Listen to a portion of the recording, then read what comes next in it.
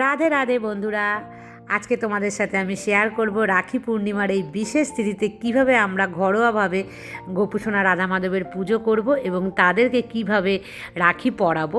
তার সাথে সাথে নিজেদের ভাই দাদাদেরকেও আমরা কী ধরনের রাখি পরালে ভাইদের মঙ্গল কামনা হবে এবং কোন সময় কি কি সামগ্রী লাগবে সম্পূর্ণটাই তোমাদের সাথে আমি শেয়ার করব।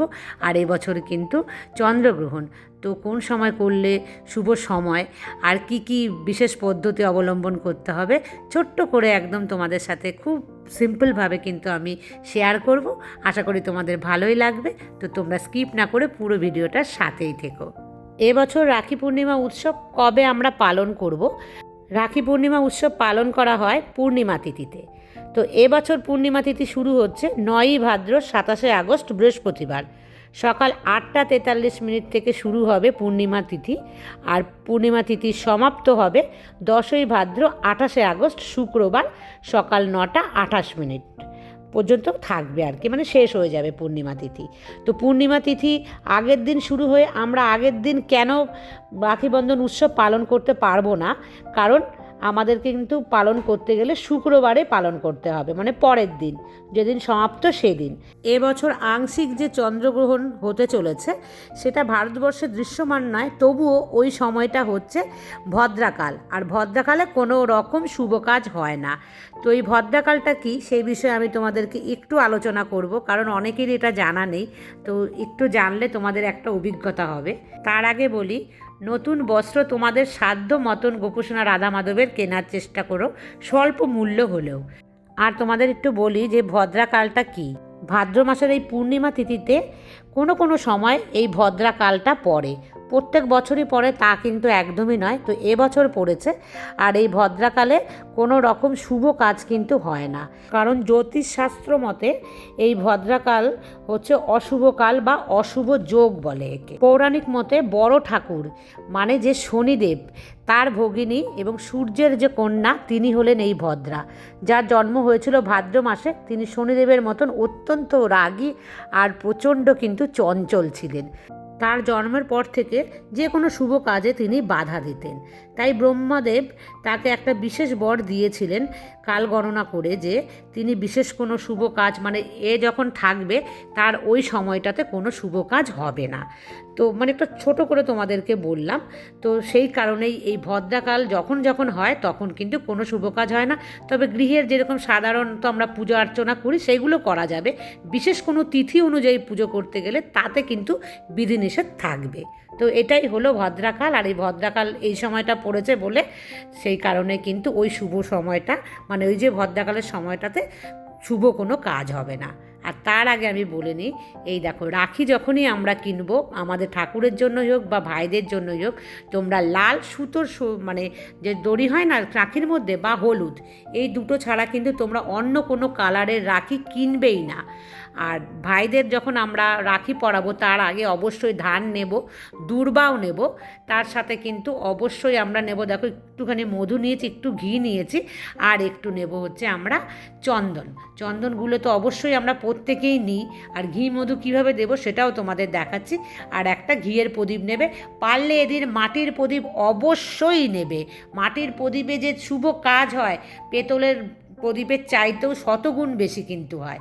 এইভাবে থালি একটা কিন্তু সাজিয়ে নেবে ভাইকে দেওয়ার আগে। আমি যেহেতু ভাইকে দিচ্ছি না, আমি দিচ্ছি ভগবানকে, আর ভাইকে রাখি পরার আগে এটা অবশ্যই করবে। তোমাদের যে রাধা মাধব গোপুসোনা বা যা ভগবান আছে তাদের সামনে রেখে ভাইয়ের জন্য মঙ্গল কামনা করে কিন্তু ঈশ্বরের চরণে ছুঁয়ে তারপরে কিন্তু সেই রাখি তোমরা ভাইয়ের হাতে পরাবে।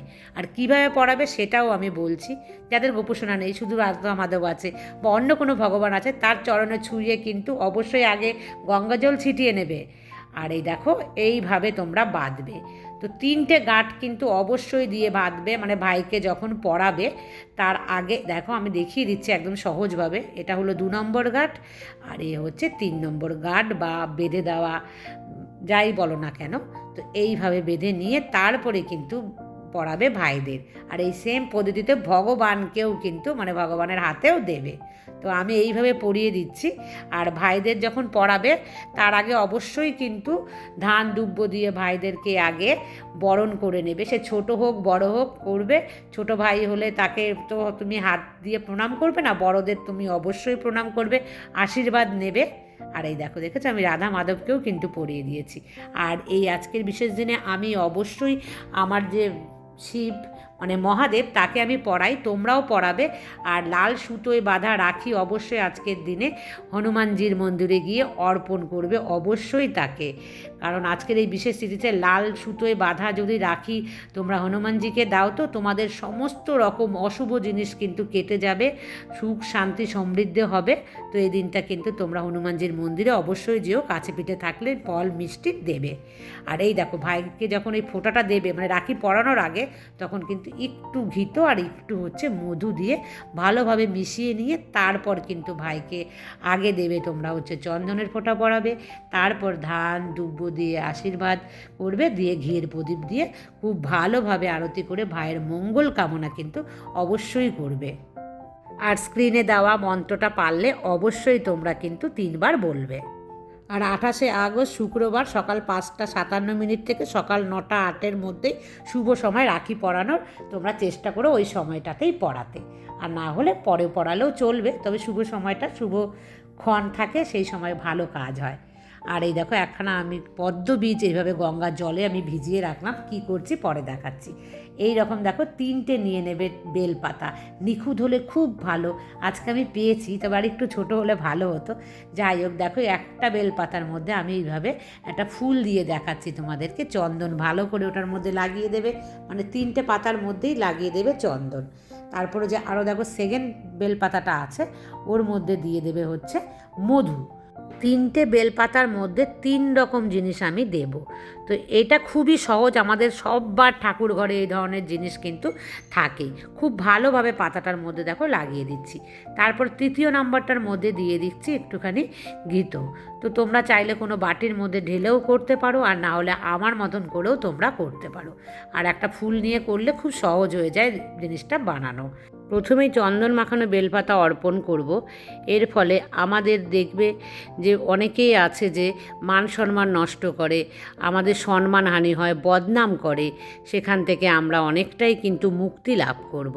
তারপর দেখো ঘি মাখানো যে বেলপাতা সেটা অর্পণ করব।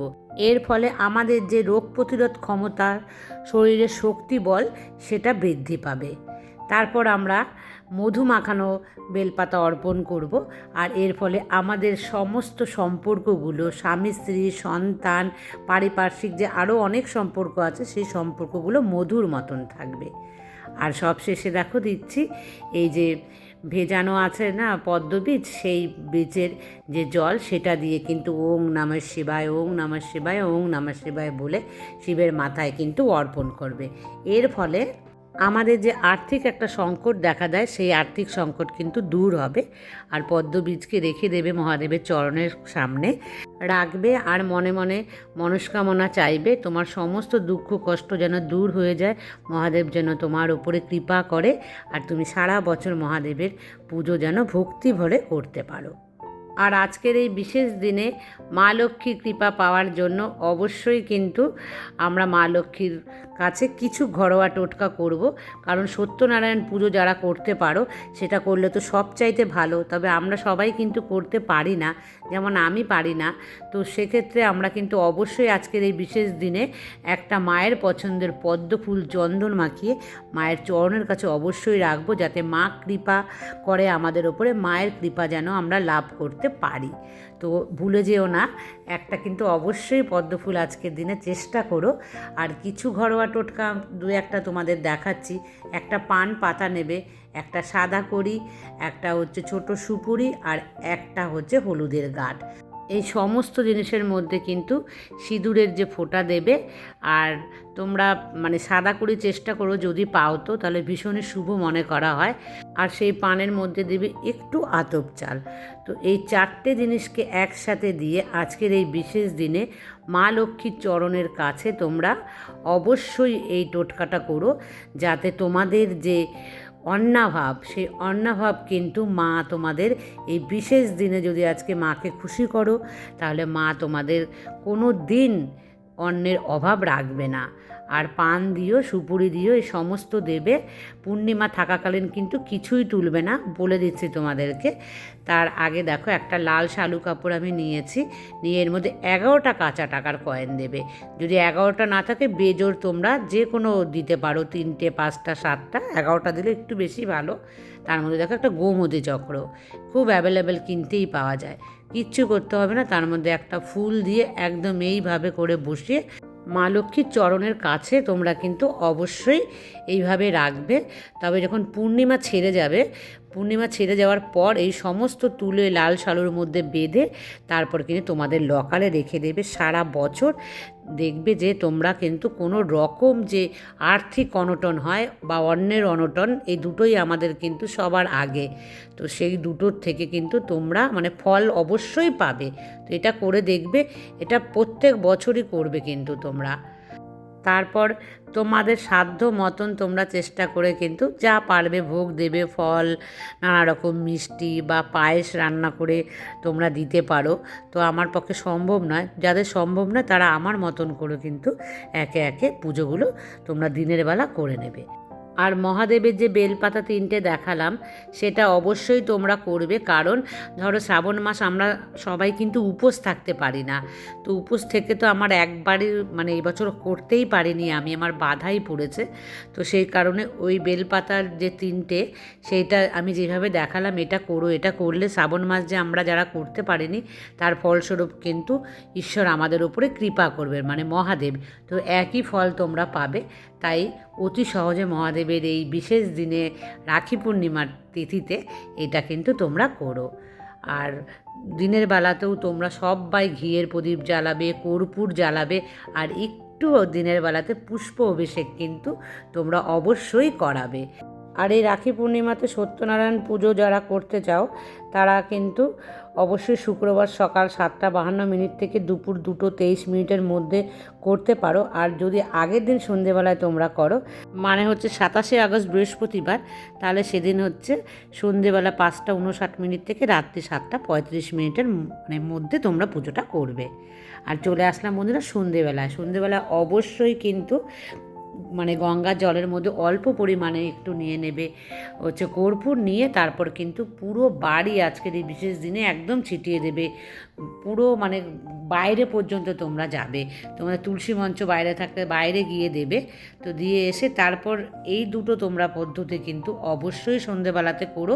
এরকম একটা থালা বা এর চাইতে ছোট্ট একটা স্টিলের থালা নিলেও হবে। তো তার মধ্যে কিছুটা পরিমাণ নেবে হচ্ছে সর্ষের তেল। তারপর দেখো সর্ষের তেলটাকে খুব ভালোভাবে ছড়িয়ে একদম ভালোভাবে যেন আমাদের মুখমণ্ডল ওই থালাটার মধ্যে এসে যায়।